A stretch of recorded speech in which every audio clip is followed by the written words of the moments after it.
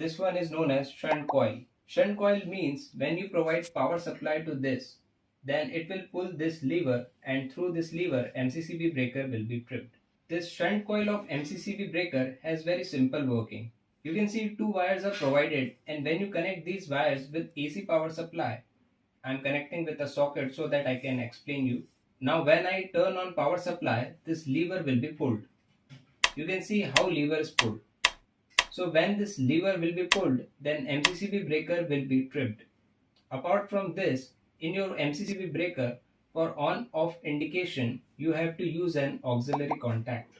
This device which you are looking at is known as auxiliary contact. When we mount this inside the MCCB breaker, then this lever will work in accordance with on-off condition. In this type of auxiliary contact, you will find three wires. Among these three, one is NO, one is NC, and one will be common. If you want to confirm that which one is NO and which one is NC, then what you have to do is at this MCCB breaker, look at this side of MCCB breaker. You will find a circuit diagram. Here it is written auxiliary contact and here F11. F11 wire is a common wire. F12 will be NC and F14 is NO. At the wires, when you look closely, then you can see this one is F11, so this is common. F12 is NC and F14 is our NO. In our shunt coil also there is a ferrule and 230 volt is written. It means to operate this coil we have to provide 230 volt. Whenever you want to connect shunt coil, then look at the operating voltage, because you will get shunt coil working on AC or working on DC as well. Even for different voltage you can get different shunt coil. So first confirm that how much operating voltage is required. For connection of this, what you have to do is simply open the cover of this MCCB breaker. So I opened this and removed the cover. Now here you can see some spaces provided. At these spaces you need to connect these contacts. This auxiliary contact have to be installed at this side, means on left hand side. Mounting of auxiliary contact is simple. What you have to do is from this mount option here, place this in this hole. It is very simple, you can do it easily. This is perfectly mounted. This also has to be mounted in similar way. From the option here, mount in this hole. So I am mounting this here. After mounting, just turn on this and a tripping button present here. You can check tripping by pressing button. If everything is normal, then place the cover back at its position. Now for this MCCB breaker, first these wires of auxiliary contact has to be connected. For this, I am using two indication lamps. First you have to open this, and after that, at this red indication, the phase supply is to be provided from one of these wires. Red indication must glow when MCCB turned to on condition. So what I will do is, among these three wires, the wire of NO contact wire is F14. Take the F14 wire. Let's first insert from this cover of box. I inserted all the three wires. Now the F14 wire, which is this black one, and connect this with red indication for phase supply. The NC contact of this MCCB breaker, NC contact is F12. Take the F12 wire, which is this one.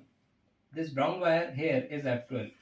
Take this wire and connect with green indication lamp. One wire left in this auxiliary contact is known as common wire. Connect common wire with phase supply. To connect wire with phase supply, you can directly use incoming power supply. But I also have to perform connections for shunt tripping. So first we will do the connections of this, then we will come back to common wire. I am using a wire here. I will connect this wire with any of these terminals for phase supply. This is a B phase power supply, so I am connecting wire with this terminal. Other end of the wire is to be connected with this stop push button. You have to keep in mind that behind this stop push button, you have to use NO contact. So along with the wire, connect NO contact also. This white wire of auxiliary contact is remaining. We have to connect this wire with the phase supply. From this point, we connected a wire to this point. So I am directly connecting the wire with this point for clear view of wiring. Now there are two wires of shunt coil. Connect one wire with NO contact terminal here. So I connected wire with output terminal of push button. The connections I am explaining you right now is for push button. Along with this breaker, you can use this limit switch also. You must have seen the electrical panel. When you open the panel, MCCB gets tripped. In that condition, you have to use NC contact of limit switch. When gate is closed, NC contact remain open. When gate opens, power is supplied through this, which trip the breaker. It depends on which logic you want the breaker to be tripped. The other wire of the shunt coil is to be provided with neutral power supply. For neutral supply, I am using a different wire. Take this wire directly to this indication lamp and connect with this indication lamp, because for indication lamp, neutral supply is also required for glowing. Now I am using another piece of wire, and from this terminal I will loop this wire to other indication lamp for providing neutral power supply to other indication lamp. The other wire of the shunt coil will also be connected at this same point to provide neutral power supply. So only this much connection is required.